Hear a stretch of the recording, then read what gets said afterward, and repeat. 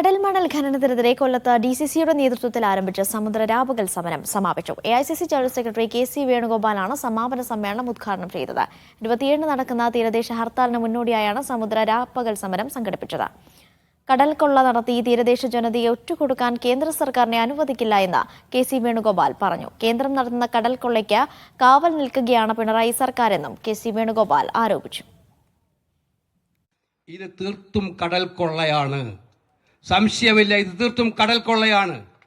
കടൽ കൊള്ള നടത്തി കോർപ്പറേറ്റുകൾക്ക് ഈ കടലിനെ മുഴുവൻ വിറ്റഴിച്ച് പാവപ്പെട്ട മത്സ്യത്തൊഴിലാളിയെ ഈ കോർപ്പറേറ്റുകളുടെ പണയ വസ്തുക്കളാക്കി മാറ്റാനാണ് നിങ്ങൾ തീരുമാനിക്കുന്നതെങ്കിൽ നരേന്ദ്രമോദിയല്ല 1000 മോഡിമാർ ഒന്നിച്ച് തീരുമാനിച്ചാലും അതിനെ സമ്മതിക്കില്ല ഈ തീരം എന്ന് ഉറക്കെ പറയാൻ ഞങ്ങൾ ആഗ്രഹിക്കുകയാണ്. അതിനുള്ള ശക്തമായ പോരാട്ടത്തിൽ കോൺഗ്രസ് പാർട്ടി ഉണ്ടാകും, ഐക്യജനാധിപത്യ മുന്നണി കേരളത്തിൽ ഉണ്ടാകും എന്നൊരു സംശയം വേണ്ട. അതുകൊണ്ട് കേരള സർക്കാർ ഇക്കാര്യത്തിൽ മുഴുവൻ രാഷ്ട്രീയ പാർട്ടികളെയും യോഗം വിളിച്ചുകൂട്ടി നിയമസഭയിൽ പ്രമേയം പാസാക്കി ശക്തമായ പോരാട്ടത്തിന് മുന്നിൽ നിൽക്കണം. ഞങ്ങളെല്ലാം ഒറ്റക്കുണ്ട് സർക്കാരിന്റെ കൂടെ. എന്തെങ്കിലുമൊക്കെ കള്ളക്കളി ഉണ്ടെങ്കിൽ അത് അവസാനിപ്പിക്കണം.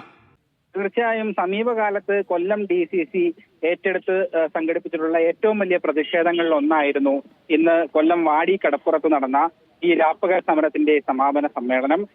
ഒരുപക്ഷെ രാജ്യത്ത് തന്നെ ആദ്യമായിട്ടായിരിക്കാം കടലിനുള്ളിൽ സമരപ്പന്തൽ കെട്ടി, കടലിന്റെ അകത്തായിട്ട് സമരപ്പന്തൽ കെട്ടി ഒരു പ്രതിഷേധ സമരം സംഘടിപ്പിക്കുന്നത്. വള്ളങ്ങൾ ചേർത്ത് കെട്ടി അതിന് മുകളിലായിരുന്നു വേദി നിർമ്മിച്ചിരുന്നത്. ഏതായാലും രാവിലെ മുതൽ തന്നെ മത്സ്യത്തൊഴിലാളികളുടെയും അതോടൊപ്പം തന്നെ കോൺഗ്രസ് പ്രവർത്തകരുടെയും വലിയൊരു ഒഴുക്കായിരുന്നു ഈ മേഖലയിലേക്ക് ഉണ്ടായത്. KC വേണുഗോപാൽ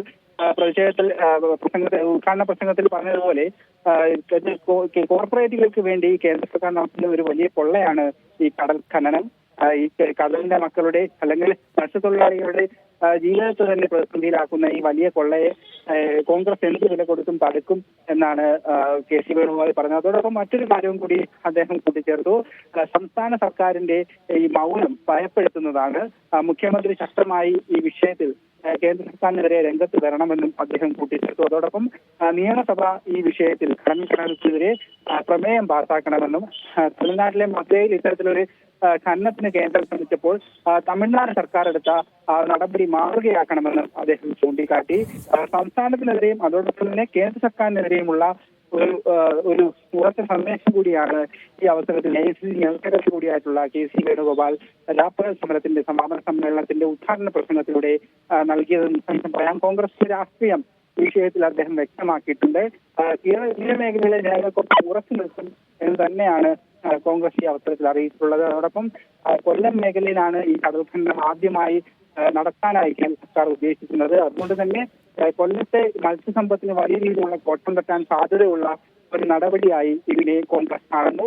അതോടൊപ്പം മത്സ്യത്തൊഴിലാളികളുടെ വരുമാനത്തെയും മത്സ്യമേഖലയുമായി അനുബന്ധ പ്രവർത്തനങ്ങൾ നടത്തിവരുന്ന ലക്ഷക്കണക്കിന് ആളുകളുടെ ജീവിതത്തെ സാരമായി ബാധിക്കുന്ന ഒരു പ്രശ്നമായതിനാൽ ഒരു വലിയ പ്രാധാന്യത്തോടെ തന്നെയാണ് കോൺഗ്രസ് ഈ വിഷയത്തെ സമീപിക്കുന്നത്.